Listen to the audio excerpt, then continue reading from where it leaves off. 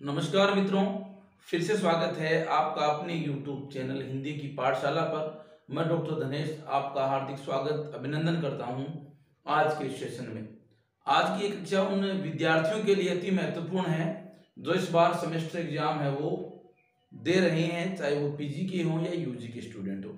रोज अखबार में या अच्छे न्यूज़पेपर में प्रमुख रूप से ये न्यूज या ये खबर चल करके आ रही है कि किस प्रकार से मिड टर्म है वो उसकी परीक्षा होगी, किस प्रकार से सेमेस्टर का एग्जाम होगा, कैसे कैसे इंटरनल एग्जाम उसके नंबर भेजे जाएंगे, कैसे कैसे मुख्य परीक्षा होगी। और कई विश्वविद्यालयों ने तो प्रमुख रूप से जो आवेदन फॉर्म है यानी परीक्षा जो फॉर्म है वो भी प्रारंभ है वो कर दिए हैं।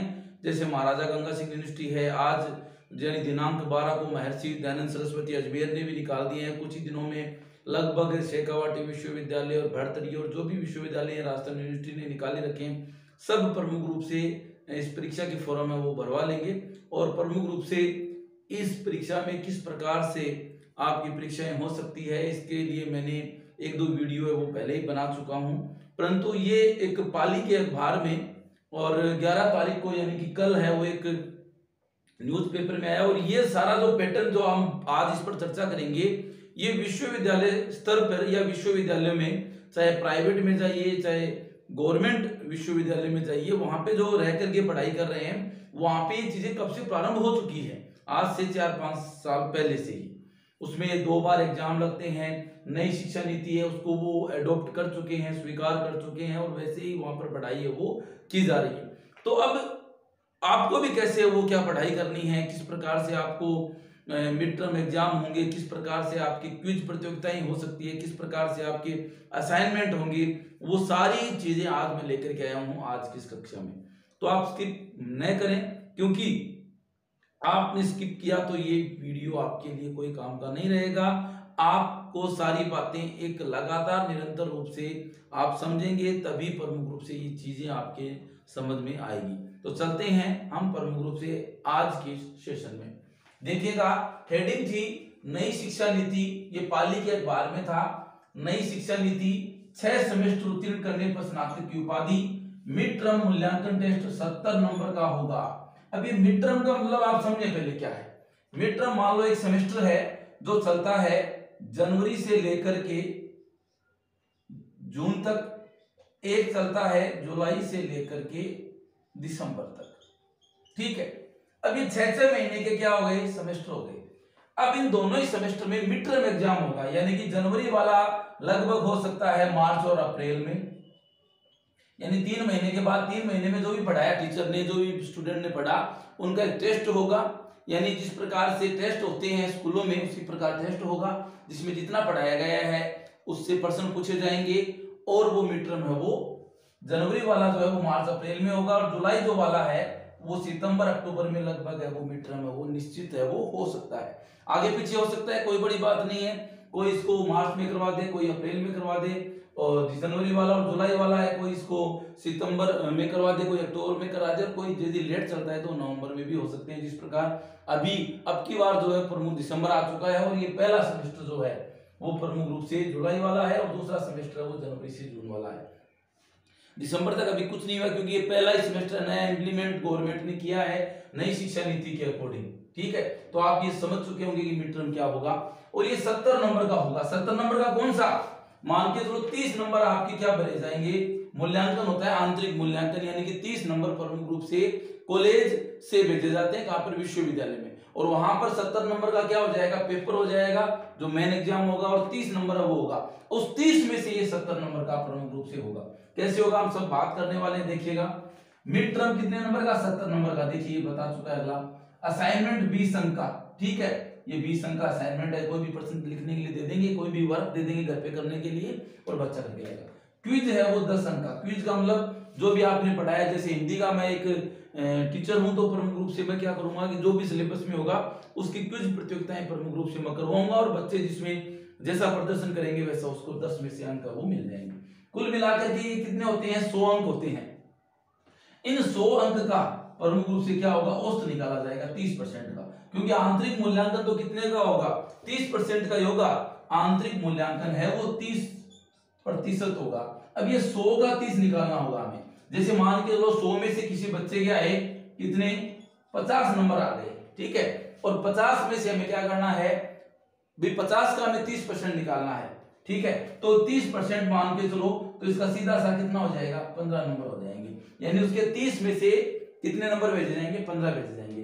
किसी के मान लो 80 आते हैं, किसी के मान लो 90 आते हैं, उस प्रकार से उसका स्कोर निकाल करके वो नंबर वो भेज दिया जाएगा। देखिए 70% की परीक्षा, 70% की मेन एग्जाम में बता चुका हूं, 30 का आंतरिक मूल्यांकन, यानी कि 30% निकाला जाएगा या आंतरिक मूल्यांकन कर लिया जाएगा। आंतरिक मूल्यांकन में 40% अंक लाना आवश्यक है। भाई मैं पहले बता दूं, मान के चलो ये 30 नंबर का है, तो 30 में से 15 बनते हैं कितने के, 15 नंबर बनते हैं 50% के, तो 30 में से 12 नंबर लाने उसको आवश्यक होंगे। यदि उसके 12 नंबर नहीं आए तो वो आंतरिक मूल्यांकन में पूर्ण रूप से फेल है। इसलिए उसको हल्के में नहीं लेना है अपने को, आंतरिक मूल्यांकन को प्रमुख रूप से ये आपको विशेष रूप से जानना है कि आंतरिक मूल्यांकन प्रमुख रूप से आपको पास आना ही होगा, इसमें उत्तीर्ण होना ही होगा। वो एक अलग बात है कि आपके टीचर के साथ किस प्रकार से ट्यूनिंग है, टीचर के आप मार्गदर्शन पे चलते हैं या नहीं चलते, आप रेगुलर स्टूडेंट हैं या नहीं हैं, मतलब रेगुलर कॉलेज में आते हैं या नहीं आते हैं, ये चीजें उसमें प्रमुख रूप से महत्व वो रखेगी। मिड टर्म एग्जाम भी होगा, असाइनमेंट भी होगा, क्विज भी होगी और आपकी उपस्थिति वगैरह भी देखी जाएगी। आपका प्रमुख रूप से टीचर एक मूल्यांकन करेगा, उसके बाद 30 नंबर भेजेगा। अब मान के चलो 100 नंबर का आपका टोटल है, 30% यहाँ से भेज दिए जाते हैं और आपको वहां से मिलते हैं मान के चलो 70 में से 40 नंबर, तो आपके 70% है वो पूर्ण रूप से आ जाएंगे। और यदि आपके 10 भेजता है, 12 भेजता है, मान लो 12 ही भेजे उसने और आपके वहां पे 40 आए, ठीक है, 40 और 12 कितने, 52%, यानी 52% ही आपके बनेंगे। तो ये 30 नंबर आपके लिए बड़ा महत्व है, रखेंगे आपके एग्जाम में या आपके रिजल्ट में, ठीक है। दूसरी बात देखिए इसकी क्या क्या विशेषताएं हैं। आंतरिक मूल्यांकन मिड टर्म टेस्ट, यानी आंतरिक मूल्यांकन में क्या शामिल होगा, मिड टर्म होगा, ये मैं बता चुका हूं, असाइनमेंट होगा और क्विज होगी। यूजी व पीजी स्तर पर, यानी यूजी हो या पीजी हो, यानी कि स्नातकोत्तर हो या स्नातक हो, बीए हो या एमए हो या बीएससी हो या एमएससी हो या बीकॉम हो या एमकॉम हो, सब में ये प्रमुख रूप से होगा। 6 सेमेस्टर, इसमें 6 सेमेस्टर होंगे 3 वर्ष के लिए, क्योंकि पहले 3 वर्ष में बीए हो जाती थी, वर्ष तो वही लगेंगे परंतु परीक्षाएं हैं वो 6 बार लगेंगी। 4 सेमेस्टर, पीजी में क्या होगा, 4 सेमेस्टर, वर्ष 2 ही होंगे, पहले 2 वर्ष में 2 ही परीक्षा लगती थी, अब 4 परीक्षाएं हैं वो लगेंगी। बीच में पढ़ाई छुट्टी तो डिप्लोमा मिलेगा। अब मान के चलो ये सब बातें हम बाद में करेंगे कि किस प्रकार से डिप्लोमा मिलने वाला है, किस प्रकार से आपको क्या मिलेगा। पीजी में पढ़ाई छुट्टी तो किसी भी विश्वविद्यालय में आप जाकर के पढ़ाई कर सकते हो। मान के चलो आपने क्या किया, एबीसीआईडी के अकॉर्डिंग, आपके एबीसीआईडी मैंने आपको वीडियो में बता चुका हूं किस प्रकार से आपको बनानी है। मान के चलो कि आपने 6 महीने का एक सेमेस्टर कर लिया या आपने 1 साल पढ़ लिया, राजस्थान यूनिवर्सिटी से पढ़ लिया, उसके बाद आपने पढ़ाई छोड़ दी और उसके बाद आप वापस से पढ़ना चाहते हैं और आप चाहते हैं कि मैं बीकानेर यूनिवर्सिटी से पढ़ाई करूं, तो आप वो एमए की पढ़ाई जो बची हुई आपकी 1 साल की है वो वहां से कर सकते हैं। आपके एबीसीआईडी में आपका पूर्ण रूप से स्कोर है वो रहेगा, आप किसी भी यूनिवर्सिटी में जाकर के आगे की पढ़ाई को निरंतर कर सकते हैं। आप प्रमुख रूप से ऐसा नहीं होगा कि आपने वो छोड़ दिया। और यदि मान के चलो आपने प्रमुख रूप से क्या किया कि ये मैंने यहाँ पे प्रमुख रूप से लिखा है, देखो आपने पीजी के 2 ही सेमेस्टर किए, तो आपको ऐसा नहीं कि कुछ भी नहीं मिलेगा, 0 पे थे हम आज तक, परंतु अब क्या मिलेगा, पीजी में डिप्लोमा मिल जाएगा, यानी 1 साल का डिप्लोमा होगा और 4 सेमेस्टर आपने किए यानी पूर्ण 2 वर्ष कर लिए, तो आपको उपाधि है वो मिल जाएगी, यानी स्नातकोत्तर में आपको उपाधि है वो मिल जाएगी, पढ़ाई करने का मौका मिलेगा। क्या है डिप्लोमा डिग्री में अंतर, देखिए डिप्लोमा प्रमुख रूप से आप माने तो आपकी आधी पढ़ाई है। कहीं पे यदि डिप्लोमा मानते हैं, जैसे योगा में कई लोग डिप्लोमा करते हैं, प्रमुख रूप से बच्चे हैं जो बीए लाइब्रेरी जो साइंस है उसमें डिप्लोमा करते हैं। एक तो होती है पीजी और एक होता है डिप्लोमा। एक तो पीजी डिप्लोमा हो गया और एक क्या हो गया, पीजी की पूर्ण रूप से उपाधि। तो आधी चीज है वो डिप्लोमा, कई जगह डिप्लोमा में मांगते हैं और बाद में आप उनको डिग्री है वो दे सकते हैं। तो आप में प्रमुख रूप से दोनों ऑप्शन आपके हर सब्जेक्ट में अब है वो रहने वाले हैं। 30% अंक कॉलेज विश्वविद्यालय को भेजेंगे, यानी मैं पहले बता चुका हूँ 30% जो अंक है इंटरनल एग्जाम है, आंतरिक मूल्यांकन है, वो कॉलेज जो है वो प्रमुख रूप से विश्वविद्यालय को भेजेंगे और विश्वविद्यालय आपकी एबीसीआईडी में वो फॉरवर्ड है वो करेगा या वहां पर डालेगा। देखिएगा आपने बीए में 2 सेमेस्टर किए तो आपको डिप्लोमा मिलेगा, यानी प्रमाण पत्र आपको मिल जाएगा। मान लो 1 साल में आपने बीए कर दी और आप प्रमुख रूप से किसी कारणवश नहीं पढ़ सके और आगे नहीं पढ़ेंगे आप, तो कम से कम आपको डिप्लोमा या प्रमाण पत्र वो मिल जाएगा। ऐसा नहीं कि आज तक आपने 2 साल पूरी की और तीसरे साल आपने नहीं की तो कोई काम की आपकी बीए या जो भी आगे की डिग्री है वो स्नातक की डिग्री कोई काम की नहीं थी। पर अब ऐसा नहीं है, 4 सेमेस्टर आपने किए यानी 2 साल आपने लगाए तो आपको डिप्लोमा मिल जाएगा। यानी ये तो क्या है, सर्टिफिकेट कोर्स है। प्रमाण पत्र का मतलब है सर्टिफिकेट, और 4 सेमेस्टर किए तो आपको डिप्लोमा मिलेगा, 6 सेमेस्टर किए तो आपको स्नातक की उपाधि यानी कि आपको बीए की डिग्री आपको मिल जाएगी। एक तो देखिए 2 सेमेस्टर पे आपको सर्टिफिकेट यानी प्रमाण पत्र, 4 सेमेस्टर पे आपको डिप्लोमा और 6 सेमेस्टर पे आपको स्नातक की उपाधि है वो मिल जाएगी। अब स्टूडेंट के लिए काफी ये चीजें हैं वो महत्वपूर्ण होती हैं कि वो बीच में पढ़ाई किसी कारणवश छोड़ देता है तो उसके बाद उसके पीछे की पढ़ाई है वो खराब नहीं होती और वो डिप्लोमा या सर्टिफिकेट या डिग्री उसको मिल जाती है।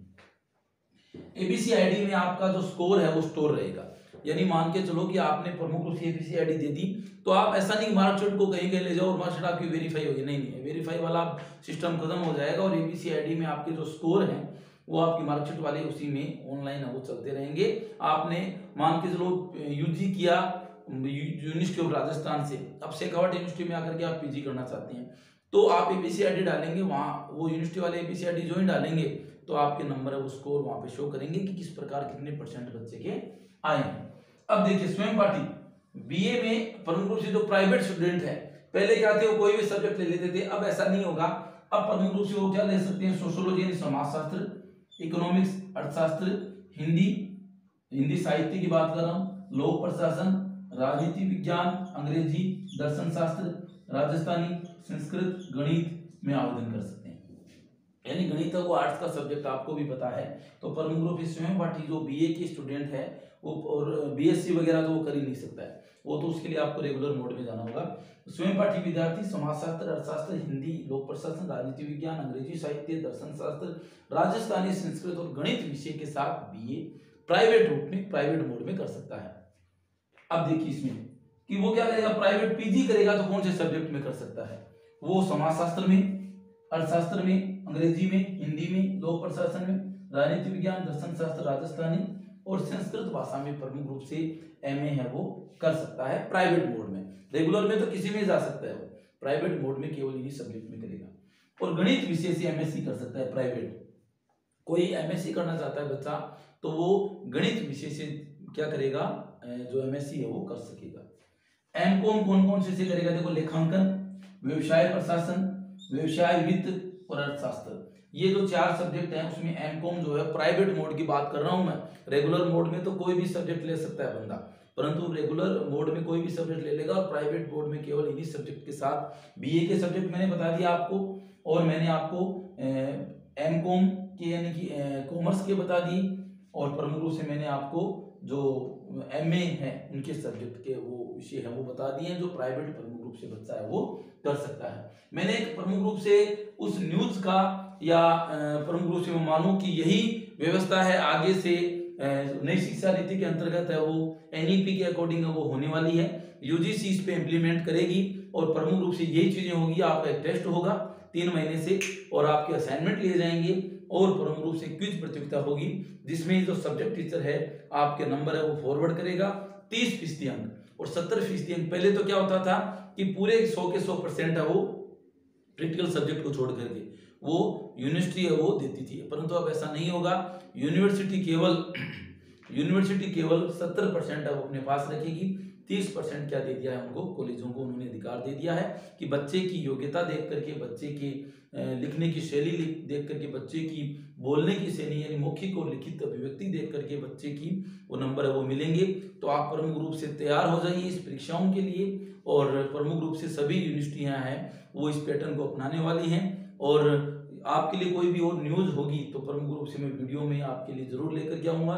और यदि अभी तक आपने चैनल को सब्सक्राइब नहीं किया है तो प्लीज़ आप लोग सब्सक्राइब कर लें। आपके सब्सक्राइब से हमें काफ़ी प्रेरणा है वो मिलती है, काफ़ी जो हिम्मत मिलती है और वो हिम्मत आपके पास ही है। और यदि वीडियो अच्छा लगा हो तो अपने दोस्तों के साथ शेयर करें, वीडियो अच्छा लगे तो लाइक भी करें। मिलते हैं नेक्स्ट वीडियो में, तब तक के लिए धन्यवाद।